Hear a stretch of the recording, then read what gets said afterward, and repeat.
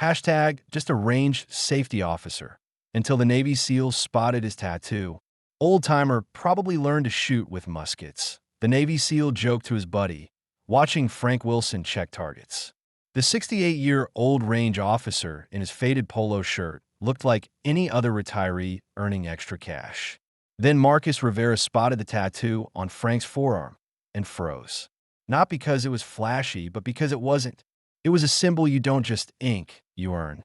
And when the SEAL asked where he served, the entire range went quiet because the answer didn't come with words, just 3 letters and a year that made everyone realize they'd been sharing their range with a ghost. Welcome to Unseen Heroes. Before we begin this story of respect, recognition, and deadly precision hidden in plain sight, tell me in the comments where you're watching from today. And if you believe legends like this deserve to be remembered, hit that subscribe button. The Virginia Beach morning was routine until it wasn't. Frank Wilson had been working at Desert Eagle shooting range for 8 years, and nobody had looked twice at him. At 68, he moved with the deliberate pace of a man who'd learned that rushing only led to mistakes. His khaki cargo pants were practical, his gray polo shirt bore the range's logo, and his steel-toed boots had walked more miles than most people would believe. Every morning at 6:30 a.m., Frank unlocked the gate and began his methodical inspection. 25 shooting lanes stretched out before him, each requiring the kind of attention to detail that separated the living from the dead in his former life. Now it just separated the safe from the sorry. He carried the same equipment every day, a clipboard held together with duct tape, an ancient stopwatch that still kept perfect time, and a pencil worn down to a stub. To the customers who bothered to notice, it looked like the gear of a man too old or too poor to upgrade. They had no idea they were looking at tools chosen for their reliability in places where failure meant death. The range opened at 7 a.m. sharp. Frank positioned himself at the safety desk, checking IDs and reviewing safety protocols with the same intensity he'd once used to brief Delta Force operations. Most customers signed their waivers without really looking at him. He was part of the furniture, necessary but unremarkable. That morning started like any other until the black SUV pulled into the parking lot at 10:30 a.m. 2 men stepped out, and Frank's trained eye immediately cataloged everything about them. Mid-20s, excellent physical condition, alert but relaxed. Their civilian clothes couldn't hide their military bearing. Everything screamed special operations. The shorter one approached first. Dark hair, confident smile, the kind of easy authority that came from leading men in impossible situations. Marcus Rivera, though Frank was already mentally filing him under dangerous competent. Morning, Marcus said, setting down a high-end rifle case. We need lanes for precision shooting. Heard you've got targets out to 600 yards. Frank looked up from his clipboard, meeting Marcus's eyes with the calm directness that had once made enemy combatants reconsider their life choices.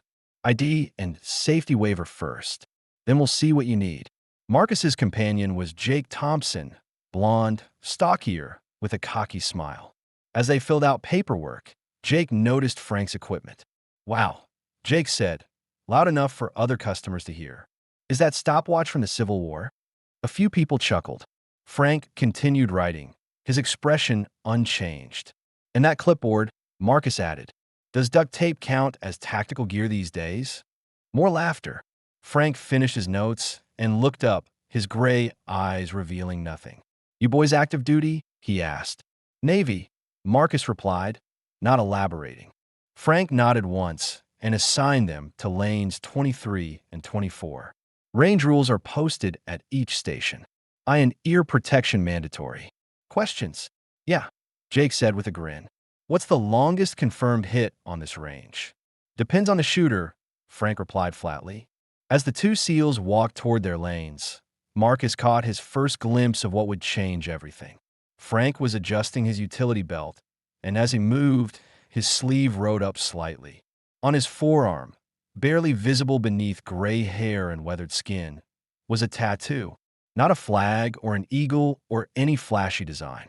Just simple black text and an insignia that Marcus recognized from classified briefings he wasn't supposed to remember. Marcus stopped walking. his eyes fixed on Frank's arm as the older man continued his routine, completely unaware of the scrutiny. "You coming?" Jake called from lane 24.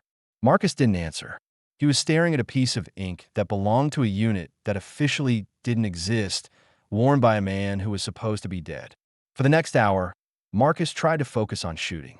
His custom rifle performed flawlessly, but his eyes kept drifting to the safety desk where Frank Wilson sat with his ancient equipment. Jake noticed his distraction. "You're off your game today. What's wrong?" "Nothing," Marcus lied. But it wasn't nothing. Because if that tattoo meant what Marcus thought it meant, then the quiet old man enforcing range safety was one of the most dangerous individuals on the planet. At 1 p.m., everything changed. The first sign of trouble was sirens in the distance. Then the radio at Frank's desk crackled to life. "All units, we have an active shooter situation at Oceanfront Elementary, approximately 2 miles east of your location. Suspect is armed and has taken hostages in the gymnasium. SWAT is en route, but we need any qualified personnel to assist with perimeter control." The range fell silent.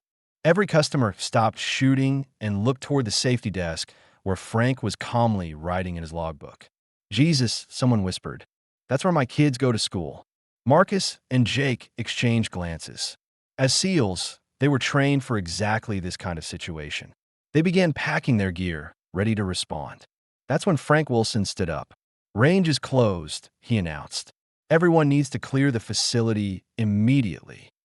"What about the school?" a woman asked, panic in her voice. "My daughter's in 2nd grade there." Frank didn't answer immediately. He was looking at something in the distance, a perspective only he could see. Then he walked to a locked cabinet behind his station and withdrew a rifle case that Marcus hadn't noticed before. The case was military issue, scar but well-maintained.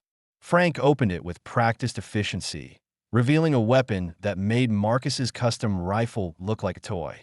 It was a Barrett M82, a 1.50 caliber sniper rifle, modified in ways that spoke of government funding and classified requirements. The scope alone probably cost more than most cars. "Holy shit," Jake breathed. Frank began assembling the weapon with movements so fluid they seemed choreographed. No wasted motion, no hesitation. In less than 60 seconds, he had a fully operational sniper system ready for deployment. "Sir," Marcus said, approaching the desk. "That's a serious piece of equipment." Frank looked up, meeting Marcus's eyes directly for the first time. Sometimes serious problems require serious solutions. "What's your plan?" Frank pointed toward the eastern edge of the range property. Oceanfront Elementary is 1,847 meters in that direction. The gymnasium faces west, with large windows that provide clear sight lines from this elevation. Marcus did the math instantly. That's an impossible shot. Even for someone with your equipment, the variables at that distance aren't impossible if you know what you're doing, Frank interrupted. He was already moving toward the eastern observation platform, carrying his rifle with easy confidence. Marcus and Jake followed, their minds racing. "Who are you?" Marcus asked. Frank paused at the base of the platform stairs. For a moment, his careful mask slipped, revealing something cold and calculating underneath. "Someone who doesn't let children die while he's in range to do something about it." He climbed the stairs with surprising agility for a 68-year-old. At the top, he had a commanding view of Virginia Beach stretching toward the Atlantic. Somewhere in that direction, children were in mortal danger. Frank set up his rifle with methodical precision. Now Marcus could see the decades of training beneath the mundane routine. Every movement was purposeful, economical, deadly. "Range to target is 1,847 meters, Frank announced, settling behind his scope. "Wind is variable, 8 to 12 knots from the southwest. Barometric pressure is 30.15 and dropping." Marcus pulled out his own rangefinder and confirmed the distance. "How can you be sure about conditions at the target?" "Because I've been watching that building for 8 years, Frank replied, making minute adjustments. "I know how wind moves around it, how temperature affects the air currents, how light refracts through those windows at this time of day." "You've been preparing for this." "I've been preparing for something like this every day since I took this job." Through his binoculars, Marcus could see the school building in the distance. Police cars were arriving, officers taking positions behind vehicles. But none of them had the elevation or angle that Frank commanded. Target acquired, Frank announced quietly. You can see the shooter from here. South window, third from the left. Male, approximately 25 years old, wearing dark clothing and a red baseball cap. He's holding what appears to be an AR-15 and has approximately 15 children seated on the floor. Marcus adjusted his own optics, but couldn't resolve the detail Frank was describing. How can you see that much? Practice. Frank's breathing slowed, becoming deep and rhythmic. His finger moved to the trigger with casual intimacy that spoke of thousands of hours behind a rifle. Sir, Marcus said urgently, if you miss, I don't miss. The radio at Frank's belt crackled. All units, suspect has made demands. He wants media attention and safe passage. He's threatened to start shooting hostages if his demands aren't met within 30 minutes. Frank checked his watch. That gives us 28 minutes to end this. Us. You're spotting for me. Marcus felt a chill of recognition. This wasn't the first time Frank had said those words. What unit were you with? Marcus asked. Frank made a final adjustment to his scope, the kind that doesn't exist on paper. For the next 15 minutes, they worked together in a rhythm that felt oddly familiar to Marcus. Frank called out adjustments, Marcus confirmed readings, and slowly the impossible shot began to look merely difficult. Wind has shifted, Frank announced. Now 6 knots from the west. That's better for us. Target is still mobile. He's pacing, nervous energy. But there's a pattern. Every 43 seconds, he stops at the south window and looks out toward the police. That's our window. Marcus checked his chronometer. How long does he stay stationary? Long enough. At exactly 1:47 p.m., Frank's radio crackled again. Suspect has just fired a warning shot into the ceiling. He's agitated and unpredictable. SWAT commander is requesting immediate action. Frank settled deeper into his shooting position. Call it. Marcus watched through his scope as the distant figure appeared in the gymnasium window. Target visible. He's looking toward the police. Wind, steady at 6 knots, consistent direction. Temperature, stable. Frank's breathing slowed to the rhythm Marcus recognized from his own sniper training. In hold out hold, heart rate dropping, muscle tension relaxing, the entire world narrowing to the precise intersection of crosshairs and target. Shooter is stationary, Marcus reported. Frank's finger moved on the trigger with microscopic precision. The Barrett roared, its .50 caliber report echoing across Virginia Beach like thunder. 1.8 seconds later, the radio crackled with excited voices from the school. Target down. Target down. Shooter is neutralized. All hostages appear unharmed. Frank began breaking down his rifle with the same mechanical efficiency he'd used to assemble it. His expression revealed nothing. No satisfaction, no relief, just the quiet competence of a man who'd done what needed doing. Ow! Marcus asked, staring toward the school where flashing lights marked the successful resolution. How what? How did you make that shot? The distance, the variables. It should have been impossible. Frank finished packing his rifle and turned toward the stairs. Nothing's impossible if you understand the system. What system? Physics, ballistics, environmental factors, human behavior. Frank paused. In 37 years of practice.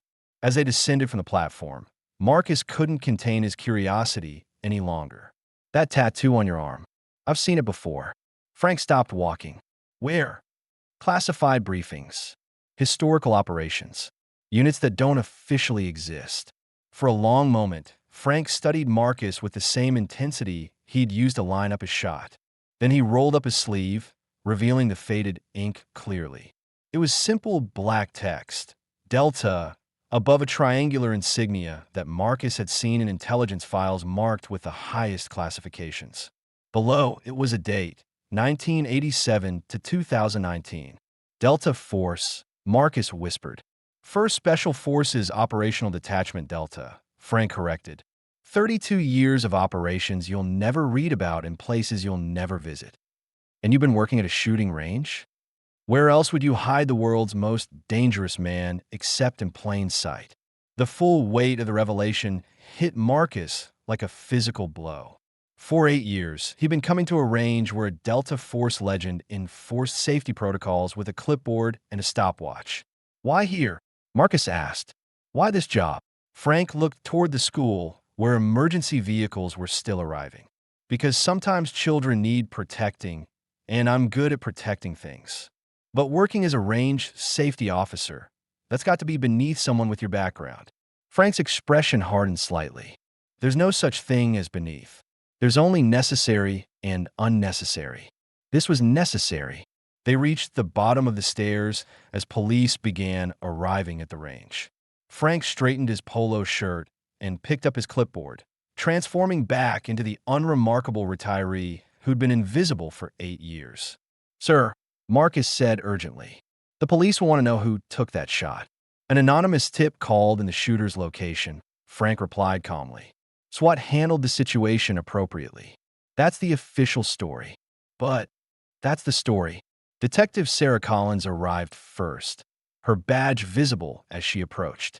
We received reports of gunfire from this location. Anyone here witnessed the situation at the school? Frank stepped forward, his demeanor completely changed. Gone was the deadly precision, replaced by the helpful confusion of a concerned citizen. We heard the sirens and closed the range immediately, he said. Terrible thing, children in danger like that. Thank God SWAT was able to handle it. Detective Collins made notes, asked a few routine questions, and moved on. Frank Wilson had become invisible again, just another worried resident grateful for law enforcement's quick response. After the police left, Marcus found himself alone with Frank at the safety desk. 37 years, Marcus said finally. 37 years. How many operations? Frank was reorganizing his clipboard, returning to the mundane routine that had defined his public persona. Enough. Marcus understood. There were some questions that didn't get answered, some numbers that weren't shared. What mattered was that when children were in danger, a ghost had chosen to step into the light. What happens now? Marcus asked. Now you and your friend finish your shooting session. I complete my shift. Tomorrow, we all come back and do it again. That's it. Frank looked up from his paperwork, meeting Marcus's eyes with a gaze that held depths the young SEAL was only beginning to understand. That's everything. The next morning, Marcus arrived at Desert Eagle shooting range 30 minutes early. He found Frank in his usual position, checking safety equipment with his ancient stopwatch and duct tape clipboard. Morning, Marcus said. Frank nodded politely. ID and safety waiver, please. For a moment, Marcus thought the previous day had been a vivid dream. Then he noticed the Barrett case secured in the locked cabinet behind Frank's desk, and he knew everything had changed. That shot yesterday, Marcus said quietly. I've been thinking about it all night. What shot? Marcus smiled despite himself. Right. What shot? He filled out his paperwork and accepted his lane assignment, but instead of heading to the shooting line, he lingered at the safety desk. You know, Marcus said, I've been coming here for 2 years. Always wondered if you were more than just a range officer. Frank continued his equipment checks. I'm exactly what I appear to be. A man who made a 1,847-meter shot with variable wind conditions and saved 15 children. A man who enforces range safety and reminds people to wear ear protection. Marcus laughed, recognizing the game for what it was. Some secrets stayed secret, even after they'd saved lives. Well, he said, shouldering his rifle case. If you ever want to share any shooting tips, I'm always interested in learning from experience. Frank looked up from his clipboard, and for just a moment, Marcus caught a glimpse of the warrior beneath the mask. Experience is earned, Frank said quietly, not shared. As Marcus walked toward his assigned lane, he heard Frank's voice behind him. Rivera. Marcus turned. Your form yesterday was adequate, but you're telegraphing your shots by tensing your shoulder just before you fire. Costs you precision at extreme range. It was the first unsolicited advice Frank had ever offered, and Marcus understood the significance immediately. Thank you, sir. Frank was already back to his paperwork. Range rules are posted at your station. That afternoon, News reports praised SWAT team for their quick resolution of the school crisis. No mention was made of impossible shots or mysterious snipers. The official story held, just as Frank had predicted. But among certain circles at Norfolk Naval Base, whispers began circulating about the old man who worked at Desert Eagle Range. Stories spread of unusual expertise hiding behind mundane duties, of legends walking among everyday people. Marcus never confirmed or denied these rumors, but he did start arriving at the range earlier each morning, and he always made a point of stopping by Frank's desk. Not for advice, though Frank occasionally offered small corrections that dramatically improved Marcus's accuracy. Not for stories, though Frank sometimes shared observations about ballistics that revealed decades of practical experience. Marcus stopped by because he'd learned something important that day. Heroes weren't always wearing uniforms and medals. Sometimes they wore polo shirts and carried clipboards, enforcing safety rules at civilian ranges while staying ready for the moment when children needed protecting. 6 months later, a new customer arrived at Desert Eagle Range. Young, military-bearing, carrying expensive equipment and an attitude that suggested he'd never met a challenge he couldn't handle. Marcus watched as the newcomer approached Frank's desk with visible skepticism. "This place looks pretty basic," the young man said, eyeing Frank's ancient equipment. "You sure you can handle serious shooters here?" Frank looked up from his clipboard with the patient expression of someone who'd heard similar comments before. "Depends on what you mean by serious," he replied. Marcus smiled, remembering his own first encounter with the quiet legend behind the safety desk. Some lessons had to be learned rather than taught. He settled behind his rifle and began his shooting sequence, knowing that somewhere behind him, a ghost was still standing watch, still keeping people safe, still proving that the most dangerous weapon wasn't always the one you could see coming. And in the distance, the elementary school sat peaceful in the Virginia Beach sunshine, its children safe because sometimes legends choose to hide in plain sight, ready for the moment when the impossible becomes necessary. Frank Wilson checked his watch, made a note on his clipboard, and continued his 8-year routine of keeping people safe. One range inspection, one safety briefing, one impossible shot at a time.